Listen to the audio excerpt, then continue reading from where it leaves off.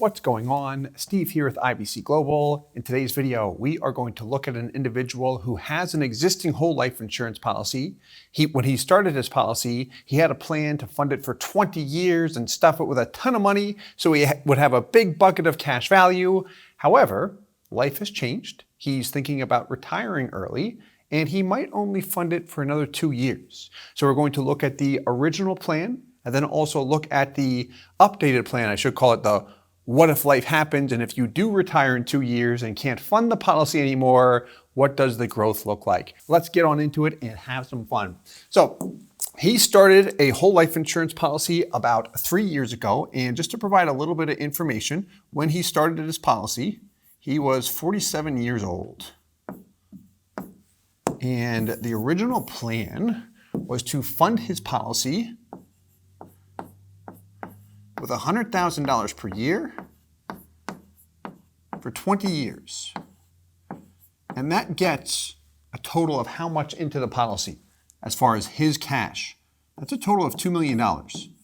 Okay, so he wants to get $2 million into his policy. When he started at the time, that was no problem. Him and his wife do very well financially, and he likely could continue to fund the policy even after he retires, but he wants to see what his options are. So he's funded thus far. What he's actually done is $100,000 per year for 3 years. And what he mentioned is that he feels he can fund another 100 grand for 2 years. That does not bother him financially at all. So we'd like to see what his policy looks like purely from a growth perspective if he funds it for another 2 years. We also discussed income. We'll look at that in another video. So that is a total of how much going into the policy here. Well, he's already paid in $300,000. He wants to fund another $200,000. So that's a total of $500K. So my first question is this. Do you think that you can do this? Specifically, that you can start a whole life insurance policy. Your original plan is to pay into it for 20 years, a little bit beyond age 65, and then stop after only 5 years. Can you do that without any penalties or negatively impacting the policy performance, focusing on the cash value? The answer is yes. You will see a big drop in the death benefit. I'm going to walk through the illustrations in a minute, but this is very, very possible. It's very important to set up the policy correctly in order to achieve this. So how his policy is set up is like this. So he funds, again, $100K per year. Let's go through policy setup.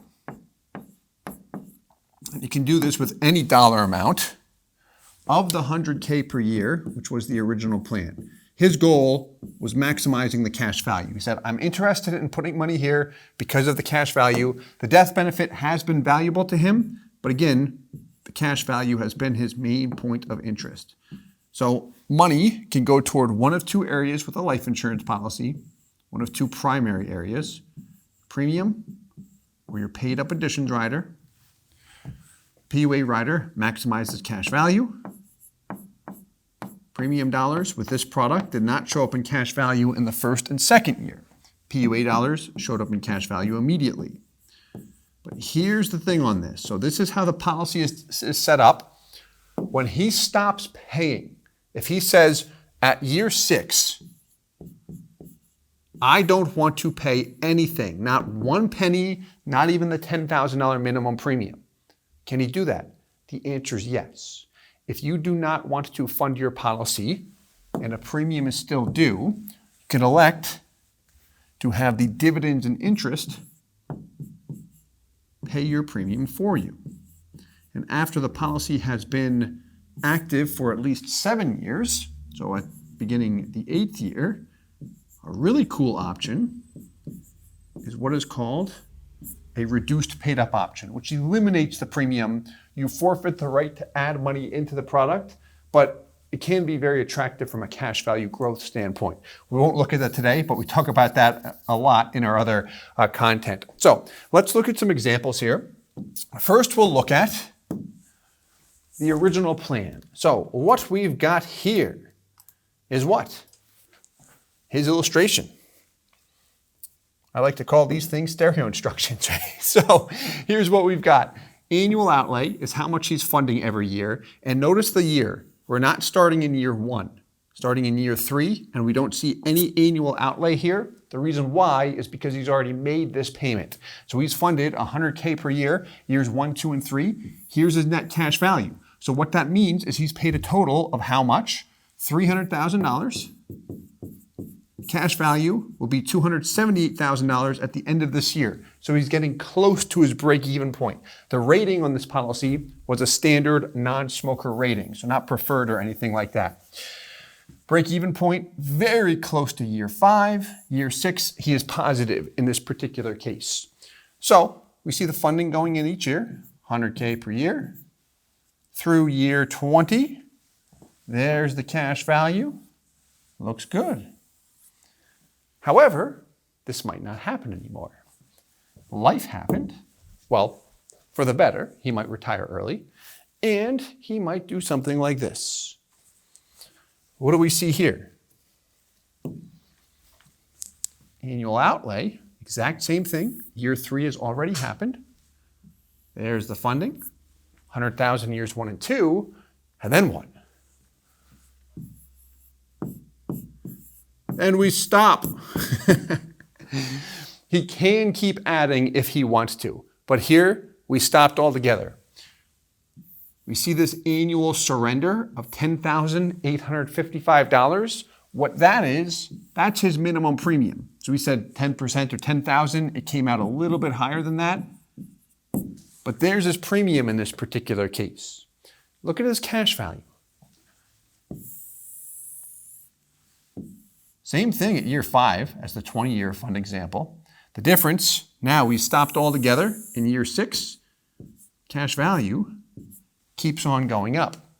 What we also did here, look at your net death benefit, year 7 to 8. This is optional,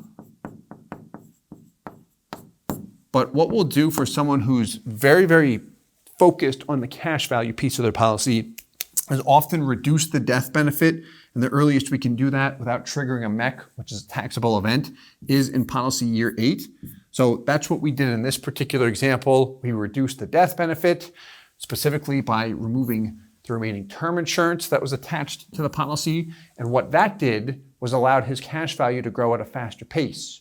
Because if we keep the term rider on, what happens is your dividends and interest need to cover the base premium and the cost of the term, and then everything else left over goes into the cash value.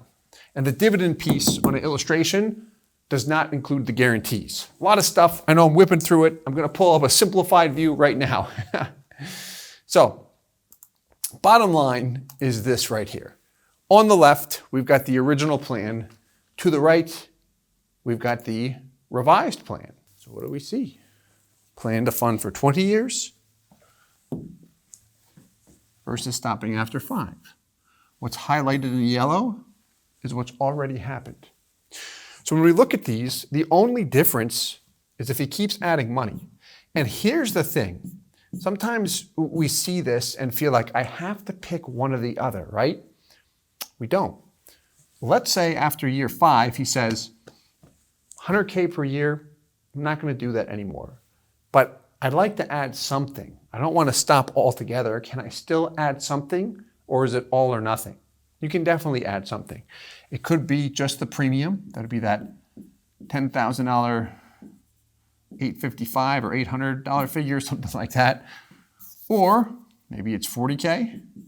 Let's say 40K year 6, then 20K year 7, then 70K year 8.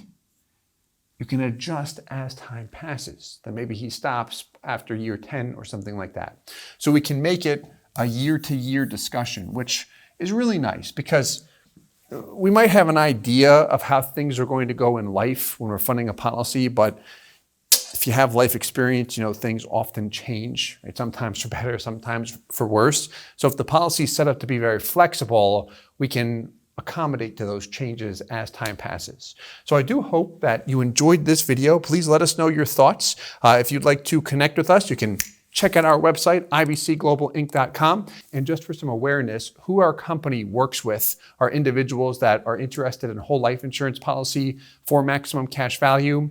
And really, you want to make sure everything is set up right.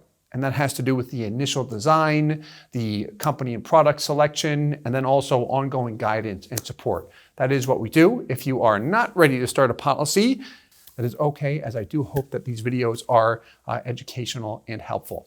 Thanks as always. We'll talk to you soon. Hope this helps. Hey guys, Steve here with IBC Global. Thank you so much for watching the video.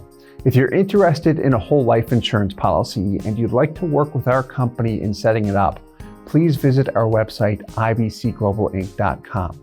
We would love to work with you. If you have any questions, please leave them in the comments below. And as always, I hope this helps.